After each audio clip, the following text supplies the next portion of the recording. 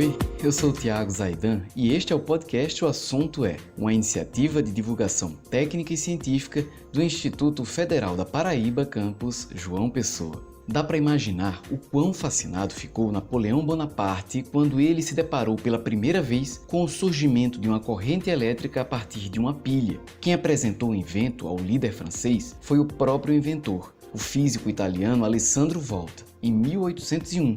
Foi-se o tempo em que ficávamos fascinados com o funcionamento de uma pilha elétrica. Já estamos tão acostumados com as pilhas e as baterias que só nos lembramos delas quando a carga acaba. Mas não deveríamos nos esquecer assim tão rápido, principalmente na hora do descarte. Depois de cumprirem com os seus propósitos, pilhas e baterias devem ser descartadas de forma correta, sob pena de causar impactos ao meio ambiente e à saúde. Pilha elétrica é o assunto de hoje.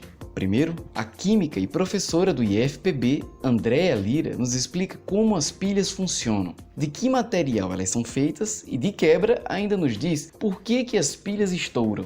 Na sequência, a professora do IFRJ e também química, Glauciene Marconi, nos alerta a respeito da importância do descarte correto das pilhas usadas.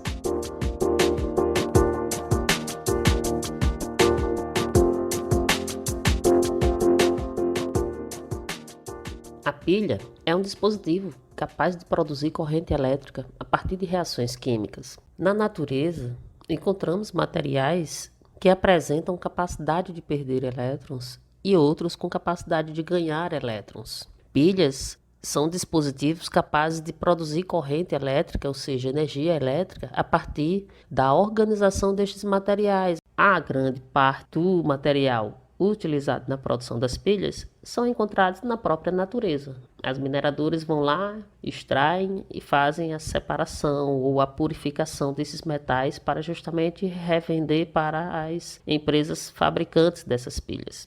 Teremos muito comumente a presença de hidrogênio dentro das pilhas. Com o passar do tempo, este hidrogênio presente nos compostos é liberado na forma de gás, que é altamente inflamável e que vai se armazenando dentro da pilha, podendo entrar em combustão devido a uma série de fatores. Um dos fatores é o calor gerado no próprio funcionamento da pilha ou do ambiente de armazenamento, promovendo a dilatação dos metais.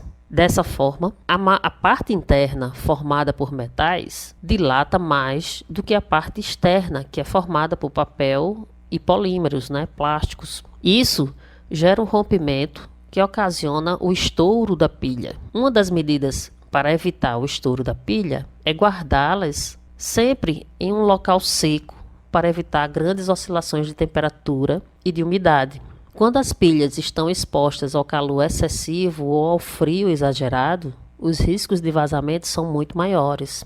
As pilhas, mesmo quando não produzem mais energia suficiente para o acionamento dos equipamentos eletrônicos, ela continua havendo reações químicas internamente. Então, o correto é que estas pilhas sejam armazenadas em locais seguros para conterem estas reações e descartadas de forma correta nos coletores de reciclagem para o devido destino.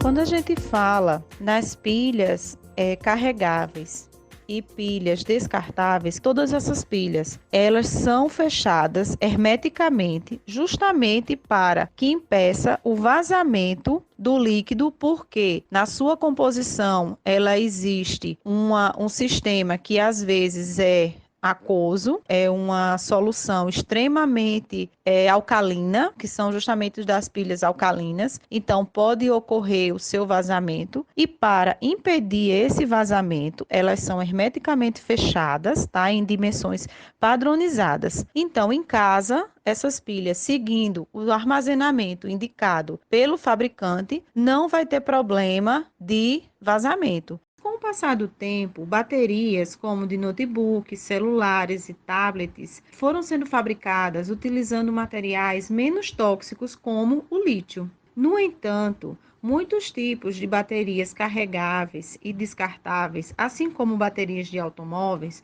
utilizam chumbo, cádmio ou mercúrio na sua composição. Deste modo, quando essas baterias ou pilhas são descartadas em locais inadequados, como por exemplo, no lixo doméstico ou diretamente no solo ou nos corpos d'água, como por exemplo, em rios, em mangues, pode acontecer o derramamento desse material tóxico que está dentro dela, que são justamente os metais pesados. Uma vez no solo ou na água, esses metais vão estar disponíveis para os animais que vivem nesses ambientes. E daí podem chegar ao homem através da alimentação, como por exemplo, os peixes que são contaminados com mercúrio. Esse mercúrio, ele fica impregnado no peixe. Então, quando o ser humano se alimenta desse peixe, pode acontecer o processo de intoxicação, que geralmente é um processo de intoxicação crônico, ou seja, que leva muitos anos para surgir a doença. Então, os principais efeitos que podem ser observados em decorrência da intoxicação humana são, por exemplo, perdas de memória, mais especificamente relacionado ao mercúrio. Pode acontecer distúrbios psiquiátricos também, se a mulher estiver grávida. Pode acontecer o mau desenvolvimento do feto e também prejudicar o fígado.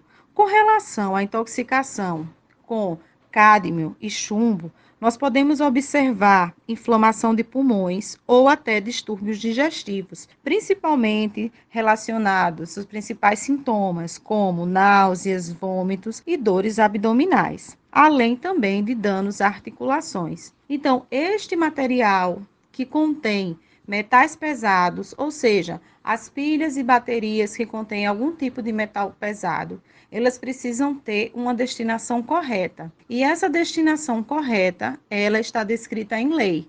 Essas pilhas e baterias devem ser descartadas em locais adequados, ou seja, naqueles locais onde elas são comercializadas. Então, onde você comprou essa pilha e bateria, você precisa devolver após o seu uso para esses locais, porque esses locais têm a responsabilidade de dar a destinação final correta. E essa destinação pode ser o quê? Pode ser a sua reciclagem, tratamento ou disposição. Esse foi o podcast de divulgação técnica e científica O Assunto É. Estamos nos principais agregadores e no YouTube também. Procure por podcast O Assunto É e FPB João Pessoa. Cuide-se bem e até a próxima.